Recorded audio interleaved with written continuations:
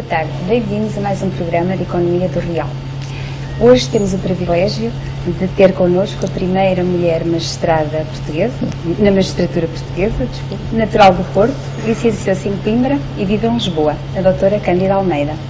Doutora Cândida, qual é a importância do 25 de Abril e da democracia para a emancipação da mulher? Para mim foi fundamental e eu costumo dizer que sou filha do 25 de Abril, porque eu estudei Direito, como disse, em Coimbra, e quando me formei quis ingressar na magistratura e fui confrontada com uma lei que proibia as mulheres de frequentar e de serem magistradas, portanto de estarem sequer no tribunal como funcionário ou como magistrado.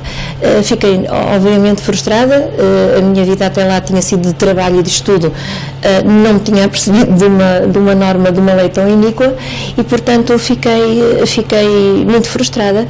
Na altura fui falar com o Procurador-Geral da República, isto em 1973, ele disse-me que realmente estava convencido que mais tarde ou mais cedo as mulheres poderiam entrar, porque havia os colegas, os homens, estavam nas colónias a combater, ou pelo menos em serviço militar nas colónias, e, portanto, mais tarde ou mais cedo, dado que havia muitas vagas para a magistratura, acabariam por conceder esse direito às mulheres. A verdade é que eu tive de arranjar uma outra emprego no Instituto de Alta Cultura e sempre aguardei e acompanhei a evolução da lei.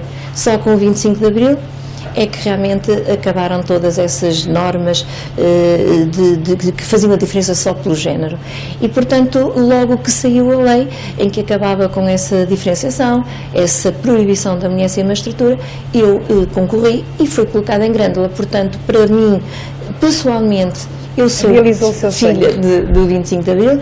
Para as mulheres em geral, acho que foi também uma conquista que eu penso que às vezes as próprias mulheres não percebem, porque realmente as mulheres tinham uma situação de menorização, quer na família, quer na profissão, e foi conquistando o espaço, e uma grande conquista irreversível do 25 de Abril foi a emancipação da mulher, foi a democratização da sociedade com a participação da mulher em toda a vida política, social.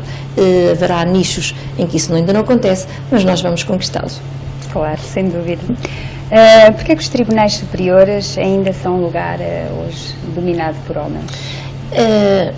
Isso tem uma razão lógica, é que o acesso aos tribunais faz-se fundamentalmente, na relação exclusivamente de magistrados. O Supremo Tribunal de Justiça tem também juristas de mérito, mas a verdade é que a magistratura que alimenta fundamentalmente os tribunais superiores é promovida por mérito e por antiguidade.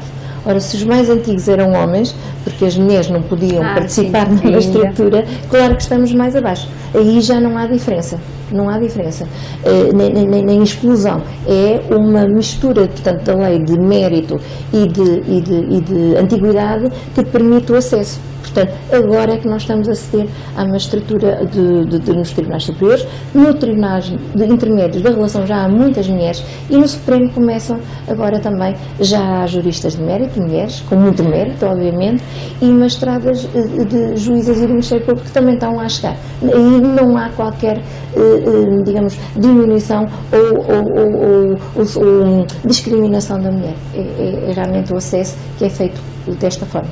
Claro. Como sabe, nos países nórdicos asseguram a igualdade do género através do regime de cotas. É a favor desse regime? Eu não sou a favor de cotas, embora agora a brincar os homens digam que são a favor, porque daqui a pouco não estão em sítio nenhum.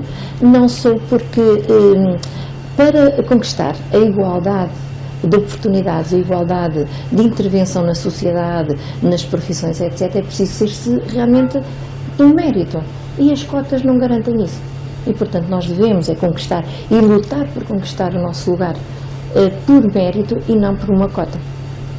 Tem a mesma opinião que a Manuela Ferreira Leite? Pois, acho que qualquer mulher que tem consciência dos seus deveres e seus direitos de cidadania e que realmente o país merece ter os melhores, portanto, nos lugares de direção, nos lugares de políticos, enfim, em qualquer lugar, tem de ter os melhores homens e os melhores mulheres. Portanto, não é cotas.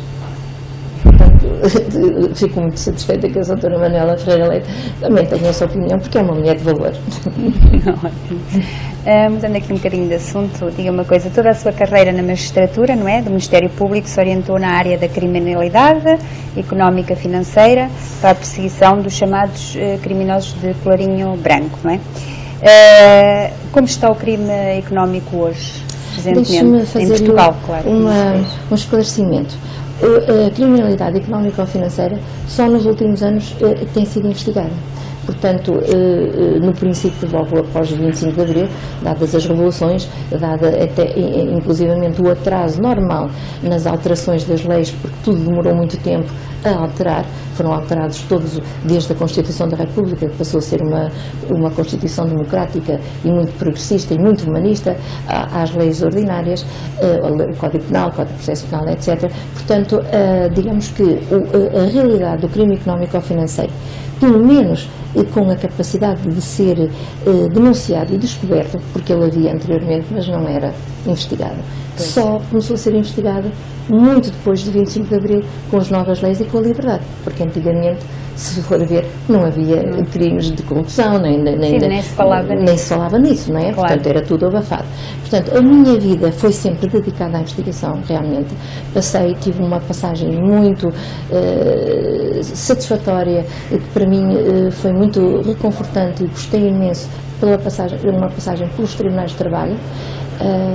Tomei contacto com a realidade do mundo do trabalho, mas a minha vida sempre foi realmente a investigação.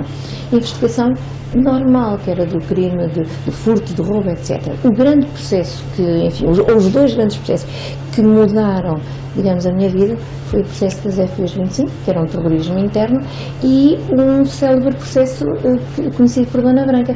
Isso é o primeiro, digamos, tenho a ideia, não garanto, que terá sido o primeiro mega processo de crime económico ou financeiro.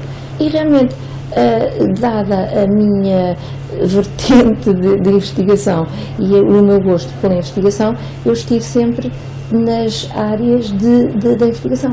E, portanto, comecei a ter todo esse tipo de crimes e, portanto, o processo da Dona Branca é de 1984. O processo de terrorismo é também de 1984. Digamos que é a partir daí que começam a ser reunidas as condições para a luta contra o crime económico ou financeiro e, portanto, eu depois, quando fui para a diretora do DCIAP, que é um departamento direcionado à investigação dos grandes crimes e dos crimes organizados, era nomeadamente o crime económico ou financeiro que nós detectamos e que, embora tivéssemos o terrorismo, tivemos crimes de terrorismo com condenações da ETA também, mas e de grupos organizados, de assaltos às ATMs, etc. Portanto, há sempre essa vertente do crime violento e também o crime económico ou financeiro. Portanto, a partir de 2000, em 1984 tive essa experiência da Dona Branca. Depois, a partir de 2000, é que realmente, diariamente, contactava com 2001, que é a data em que eu fui para o DCIAP, que começo a contactar com a realidade detectável do crime económico ou financeiro. Falou aí das FP25, sei que na altura foi muito falado, foi um caso difícil. Eu gostaria que me dissesse o que é que a marcou, tanto a nível profissional como a nível pessoal, não é? Porque a nível pessoal as pessoas também são afetadas quando estão envolvidas nestes casos, não é? A nível profissional marcou-me muito, surpreendentemente, a participação de pessoas que eu nunca pensei que fizessem parte de uma organização terrorista, sobretudo quando tinham lutado pela liberdade e pela democracia. Foi um processo muito difícil de investigar. Felizmente, digamos que foi mais de análise e cruzamento de informação, porque tudo estava escrito nas atas, nos apontamentos, em vários locais de sedes de partidos e casas particulares de pessoas. Foi um processo, portanto, muito cansativo perigoso, porque estávamos ameaçados de morte. Claro. Passamos a ter segurança e isso pessoalmente e profissionalmente afeta. Foi uma coisa que realmente eu não estava habituada, e eu, o meu marido e a minha filha gostávamos de sair, gostávamos de ir passear, fins de semana, etc. E, portanto, eu limitei a minha vida porque passei a ficar em casa. Quando saía tinha de levar a segurança. A minha filha sofreu muito porque tinha também indiretamente a segurança, claro. não podia sair. Portanto, não teve uma adolescência normal. Normal. Ia de casa para o colégio e do colégio para casa, acompanhada da segurança, e, portanto, pessoalmente, isso marcou muito. Mas nunca nada é tudo negativo, ou seja, não há acontecimento da vida que não tenha uma experiência positiva. E a experiência positiva foi que a realidade não é preto e branco, e o mundo não é de maus e de bons. No mundo dos criminosos, contactei com os chamados arrependidos, que não são arrependidos, são frustrados por terem sido abandonados, desiludidos porque, enfim, os dirigentes não os apoiaram, e então eles decidiram contar toda a verdade. E quando nós contactamos com essas pessoas, vemos que elas também têm coisas boas. Sim, têm claro. Família, têm afetos, têm positivo. Sim. E, portanto, eu estou convencida que estes são assim, os outros também seriam. E, portanto, este descobrir de parte boa permitiu-me também, não é ser melhor, mas pelo menos ter mais cuidado nos meus juízos de valor ou nos meus juízos de percepção. Portanto, é preciso realmente uma justiça concreta para o ser humano concreto. Não é a lei anónima, abstrata que o diz, é ter em conta a pessoa concreta que está ali, o bem e o mal que ele fez, fazer a ponderação, aplicar-lhe a pena certa para que haja recuperação desta pessoa. E eu estou convencidíssima que estas pessoas que colaboraram connosco se tornaram pessoas de trabalho. E eu estou convencida e sei. E ainda hoje, se vou a determinado sítio e se uma pessoa sabe onde se arrepende, sabe que eu lá estou, ele vai-me cumprimentar. E tenho a certeza que se eu tivesse problemas... Ficou sempre uma ligação? Uma ligação. Se eu tivesse algum problema de segurança, ele seria o primeiro a aparecer. Vive no Porto e é um dos... Não quero estar a referir nomes, claro. Mas é uma pessoa que é minha amiga, que eu sinto que é minha amiga. Outro que saiu para o estrangeiro, no princípio, agora já não, mas no princípio mandava-me os artigos que fazia, os poemas que fazia. Portanto, há ali uma parte... Um conjunto de coisas positivas. Positivas que me permitiu, numa frase feita, ser melhor. Mas não é isso. Permitiu-me ponderar mais nos seres humanos e, portanto, procurar em cada momento verificar, como diz a lei, aliás, e como diz realmente os objetivos das penas. Portanto, ser justa e procurar que lhe seja aplicada uma pena adequada e proporcional à sua reintegração. Este processo ajudou muito. Portanto, não foi negativa de todo. Foi claro. Negativo na parte em que me deu privacidade e liberdade. A minha claro. E a minha sim, família. Sim, a família. Mas foi um resultado, foi uma experiência muito interessante. Claro, sem dúvida. Falando aqui na corrupção, há uns tempos causou muita polémica quando afirmou não existir corrupção em Portugal. Depois dos acontecimentos recentes, não é? E com a prisão preventiva do ex-primeiro-ministro, continua com esta opinião? Primeiro, eu não disse isso. Realmente cortaram o contexto e, portanto, ficou isso. Eu não disse isso. Em todo o mundo, e eu tinha começado a dizer, em todo o mundo, em todo, desde o terceiro mundo ao primeiro mundo, hoje, ontem e desde os primórdios da humanidade, quando os seres humanos se juntaram em coletividades com um poder, existe corrupção, porque a corrupção é inerente ao poder, porque não há corrupção entre nós, porque nem a Cristina tem poder, nem eu tenho poder, digamos, não é? Sim. Podia eventualmente no Supremo. É onde está o poder de decisão, o poder de ajudar, de preferir um em relação ao outro, a troco de dinheiro.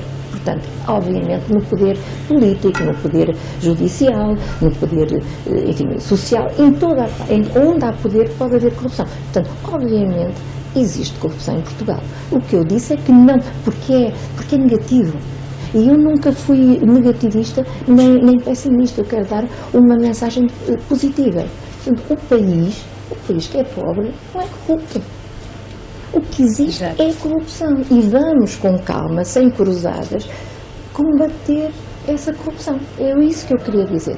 E tanto assim que depois existe, continuo dizendo, porque é fundamental que nós combatamos a corrupção, porque a corrupção é um crime que põe em causa, como o terrorismo, põe em causa a democracia, põe em causa os alicerces do país, porque preferindo uns aos outros, não se está a preferir o melhor, mas aquele que é amigo e pagou. Claro. Portanto, o que eu disse é que existe corrupção, mas não podemos ser generalistas e dizer tudo é corrupto. Claro. Isso é que eu disse. E foi esse o contexto que eu disse. E, portanto, só disseram o país não é corrupto. Não acho que ninguém gosta, eu acho que ninguém gosta de dizer o país é corrupto. Como? A maioria das pessoas trabalham de manhã. Sim, à noite. a dizer isso é uma frase muito negativa em relação a nós, povo não português favorece e o nada. país. Vamos dirigir os nossos esforços, os nossos meios para a procura de onde existe corrupção, que existe, e vamos combatê-la. Porque se for generalizada, se for um país corrupto, uns políticos corruptos, uns magistrados corruptos, o que é que se há de fazer? É o terceiro mundo, Claro. que não somos. Agora, Sim, há sim, corrupção e, portanto, vamos combatê-la. Relativamente a processos concretos, a investigação diz a lei que se presume inocente até a decisão transitada em julgado. Portanto, é uma coisa que eu não gostaria de falar e não posso até sequer Claro. falar. Sim, E, portanto, sim. agora, acho eu que a percepção, porque depois há um conceito jurídico de corrupção que, no fundo, e falando em termos, digamos, leigos, é quem tem poder fazer uma coisa que não devia, ou não fazer uma coisa que devia, porque lhe prometeram ou entregar bens ou outros bens patrimoniais a outros. E isso é que é corrupção. E muitas vezes não há o amiguismo, a cunha, etc. É uma percepção de corrupção, mas não é corrupção. E é isso também que realmente os índices da corrupção da investigação são muito menores do que a percepção que as pessoas têm. Muitas vezes indivíduos que são condenados, e já há condenações, e já estão em julgamento, pessoas que burlaram o Estado, que burlaram entidades públicas, etc., que cometeram abusos de confiança e a sensação do povo é corrupto. Sim. Né? Portanto, Claro. há esse Logo conceito rotulado de por isso. corrupção sociológica e a corrupção realmente jurídica. Bem, nós temos que ter essa ideia também, esse conhecimento, e combater também esta percepção e, se for caso disso, até se realmente se justificar, prevenir através de normas penais ou não penais, de contravencionais, esta situação de favores, do amiguismo, etc., tudo bem.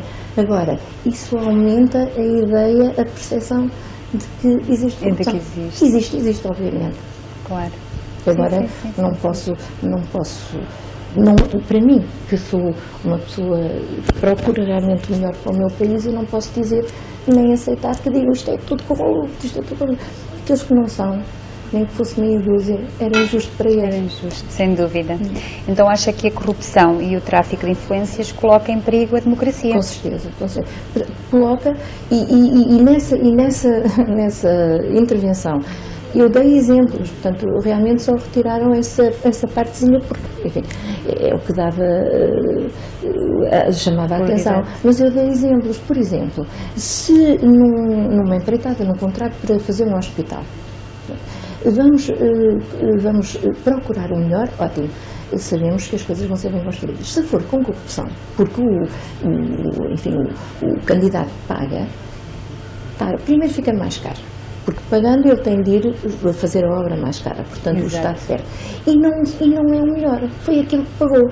E vai fazer bem a construção, e vai haver problemas, e vai haver um dia um acidente. Portanto, isto prejudica a igualdade de oportunidades, os direitos humanos das pessoas, que é realmente serem tratados por igual e terem oportunidades iguais. Ora, isso é a base, o sustento, o alicerce da democracia. Portanto, o tráfico de influências, a corrupção tem de ser combatidas a sério, com todos os meios possíveis e com o reforço eventual de normas, sejam elas penais ou não penais, e, sobretudo, há uma coisa que eu insisto, tem a nível internacional, tem de se conjugarem os interesses dos países para uma cooperação efetiva e prioritária. como disse há bocado, se nós pedimos uma carta regulatória, mandamos uma carta sobre terrorismo, eu sei que ela é imediatamente resolvida, mas de corrupção ou de outro crime qualquer, de corrupção, é quando quiserem. E, portanto, não há prioridade. E o dinheiro da corrupção não está aqui na esquina.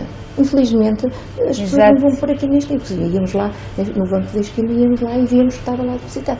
É depositado em offshores. Portanto, os países que dominam esses offshores. E também tem de haver legislação. A nível da ONU, ou a nível do Conselho da Europa, tem de haver diretivas, regulamentos, determinações que permitam irmos aos offshores e obrigar, digamos, a haver uma prioridade no terrorismo a responderem às nossas questões que colocamos nas cartas regulatórias, porque os movimentos financeiros, se estão lá fora, como é que eu vou provar que há corrupção? Sim. Muito mais difícil. É muito difícil. Se não venho disposta, eu sei que o dinheiro está lá, mas não sei qual foi o movimento. Foi deste diretamente para ali e ficou ali. Claro, é muito está em nome dele ou foi para outra, porque depois há este jogo realmente de transferência de offshores, etc., até deixar rastro. Se a primeira offshore não nos responde, nós ficamos à espera. E infelizmente, a maioria das situações é essa. É essa, pois. Cândida, os atrasos da justiça são uma causa do atraso económico? Concorda com isso ou não? Na área penal e processual penal não vejo isso assim. E por falar em atrasos, em 2005 eu estava em Espanha quando rebentou aquele escândalo, aquela cantora que foi presa agora, como é que ela chama, Rocío, qualquer coisa, portanto uma que era casada com o presidente da Câmara de Benidorm, ou da Liga, eu não me recordo do nome, mas é um nome muito conhecido, de uma cantora muito conhecida. Isto em 2005.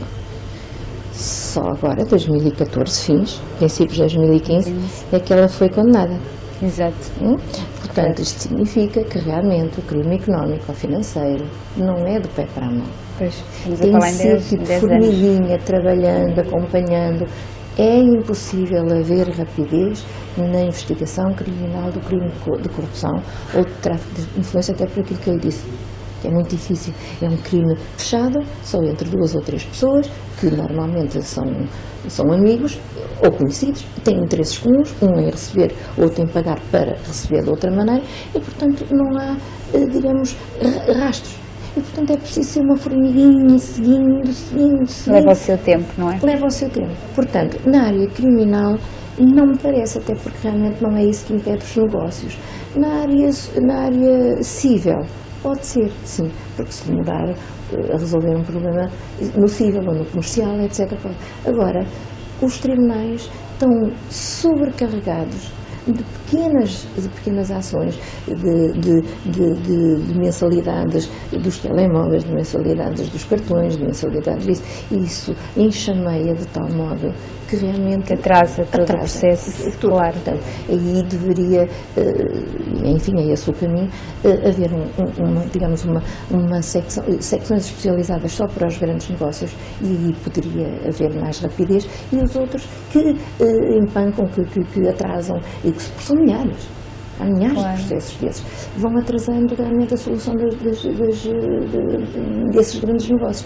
Então é evidente que na parte, digamos, civil, comercial, portanto, nada na área criminal, é natural. Passar. Sim, que atrase, que dificulte. Mas a verdade é que eu digo isto, quer dizer, eu não sei onde é que é a rapidez, mas, como digo, nesta da Espanha, posso dizer até aquele jovem que está preso nos Estados Unidos por homicídio. Sim. Cá já tinham caído em cima de nós, porque nós temos um prazo, eles não têm. Fica mais este tempo detido porque a procuradora não pode fazer isto aqui. Não, aqui é obrigatório. E, portanto, com arguidos presos, nós teríamos já uma decisão de primeira instância, pelo menos, e eles não podem recorrer, é só em casos muito específicos, e nós aqui temos a garantia do 2º grau de jurisdição. E, portanto, não me parece que seja justa dizer que Portugal está muito atrasado, porque relativamente aos outros, o que há nos Estados Unidos é acordos. Eu não acho que isso haja justiça. Claro. Se tu confessares isto, eu não te acuso por tráfico de droga. Sim, sim, acho que isso e acordos são 90 e tal por cento. Aqueles que vão a julgamento demoram. Sim, a gente sabe como é que funciona nos Portanto, Estados Unidos. Claro. digamos que a justiça tem de ser cautelosa, com senso, não quer dizer que não haja atrasos, mas isso em todas as profissões há os melhores, os médios e os que não são. Sim, agora, isso é verdade, em todas. Geral, é verdade, mas eu vou, às vezes vou a julgamentos. Os próprios arguidos faltam porque os advogados lhe disseram, se não estão presos, os próprios advogados não podem ir porque têm outro julgamento e, portanto, uma data que está marcada para um dia terá de ser para não sei quantos meses depois, porque não há. Portanto, há tudo isso atrasa logo. Há um certo ritual que tem de ser mantido. Para quê? Para que seja feita justiça material o mais possível. E é esse o defeito, é nós querermos, se é defeito, para mim não é Portugal ter um sistema que quer apurar a verdade material e não apenas a formal. E, portanto, enfim, podemos avançar, podemos estudar meios de maior rapidez. E agora há, com as soluções que foram encontradas na criminalidade média e pequena, de chegar, digamos, a um acordo sobre a suspensão do processo, que é a mesma coisa, tem-se resolvido muito. Agora, aqueles que são grandes, que são crime económico ou financeiro, muito complexos, muitos advogados, muito papel, muito documento, etc., é difícil, porque a procura é a verdade. Diga uma coisa, temos a sensação, e por vezes ouve-se isso, de que a justiça para os poderosos é diferente da justiça para os fracos. Concorda com esta afirmação? Não concordo. E pelo seguinte, os fracos não cometem os crimes económico-financeiros, que não têm dinheiro. Para já, as situações são diferentes. E a justiça, portanto, ou seja, os tribunais, fazem a mesma justiça. A lei é que prevê, por exemplo, um homicídio, uma pena que pode ir até aos 20 anos. Normalmente é até aos 16, mas pode ir até aos 20, pode ir até aos 25. Um indivíduo que mata é um indivíduo perigoso. Claro. Porque matou ofendeu o bem jurídico mais sagrado. E, portanto, naturalmente fica preso. Num crime económico ou financeiro, a pena pode ir até 10 anos. E, portanto, entre 16 e 10 há alguma diferença. E não há, digamos que não há o perigo desta pessoa ir matar, porque a questão é económica ou financeira. Portanto, foi ele que aproveitou, etc. Sim, se o retirar do sítio. E a prisão preventiva é só para casos em que haja perigo de fuga, em que haja perigo de perturbação ou grande alarme social. Uma pessoa que matou numa aldeia, se ficar solto, isso realmente seria um alarme social e uma revolta, e aliás até já houve linchamentos do próprio arguido numa aldeia. Portanto, esse tem o tratamento devido ao bem jurídico, ou seja, à vida humana que ele tirou. Outra coisa é o interesse económico ou financeiro, que pode ser garantido por uma caução enorme, por ficar em casa pela pulseira, portanto, as alternativas todas. Mas o bem jurídico é diferente. A lei trata as coisas diferentes. Porque eu estou convencida, sinceramente, que se esta pessoa de rica, com poder, matar alguém, fica preso. Não tenho dúvida. Não vai para casa. Claro. Se tentar violência doméstica, e este aqui, claro. O tratamento é o mesmo, o tratamento é diferente, é no crime económico e no crime violento. Sim, depois há sempre tendência as pessoas compararem, porque é que aquele apanhou só X tempo e o outro, e às vezes não fazer essa diferença. Mas é a lei que prevê, porque eu estou convencida, eu não vejo diferença. Imaginemos no crime mais grave, que é o homicídio. Se forem dois indivíduos nas mesmas condições, um rico e um pobre, a decisão é a mesma, a justiça é a mesma. Portanto, os bens jurídicos, ou seja, aquilo que é previsto como crime, são diferentes no Código Penal, têm molduras de penas diferentes. E aí, imaginemos, por hipótese, que há um indivíduo, enfim, que dá 10 euros ou 20 euros para não pagar uma multa. Também pode ficar em liberdade se realmente foi um caso único e não se repete. Outra coisa é realmente matar. E nesse caso eu acho que a justiça é a mesma. A lei é que diferencia na sua moldura penal e na exigência de ficar preso ou não os crimes. Portanto, não acho que haja. E eu como leiga, digo, pronto, este está aqui em casa e o outro está preso. Exato. Mas também temos situações entre estes, uns estão presos e outros não estão, portanto, claro, não é, penso eu que não é a justiça diferente, e há sempre uma certa subjetividade, e eu acho que isso não se pode fugir, por isso é que há recursos. Eu acho que este não vai fugir ou não vai fazer isso, portanto fica em casa, e outro não, ele vai fugir, ele vai por estes indícios, por isso é que há recursos para tentar igualar. Agora, justiça, aplicação da justiça pelos tribunais, eu não acho que haja diferença. Muito bem. Cândida, agradeço-lhe muito a sua presença. Nada, foi muito gosto, como tu vês. Foi um prazer ter este bocadinho consigo. Muito obrigada. Obrigada, eu também. E foi um gosto estar consigo também. Obrigada. E nós voltaremos na próxima semana. Obrigada.